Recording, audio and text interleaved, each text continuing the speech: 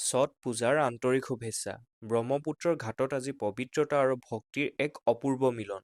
ছট পূজাৰ সময়ত উপবাস, শুদ্ধতা আৰু ভক্তি বিশেষে গুৰুত্ব পায়। 4 দিনকৈ পালন কৰা এই মহাপৰ্বত ভক্তসকলে কঠোৰ ব্ৰত পালন কৰে। নাহাই খাই খৰ্ণা, অস্তগামী সূৰ্যক আৰ্ঘ্য আৰু শেষত উদীয়মান সূৰ্যক আৰ্ঘ্য প্ৰদান কৰি ব্ৰত ভংগ কৰা হয়। ভাৰতৰ বিভিন্ন ঠাইকে আদি কৰি অসমতো ছট পূজা উদযাপন কৰা হয়। আজি ছট পূজাৰ লগতে সংগতি ৰাখি এবিধ ব্যঞ্জন বনাবলৈ চেষ্টা কৰিলোঁ।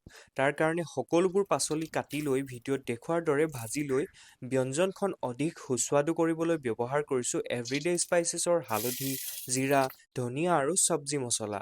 দ্বিতীয়তে তেওঁলোকৰ পাৰম্পৰিক বুটৰ ভাজিখন ৰান্ধিবলৈও চেষ্টা কৰিলোঁ।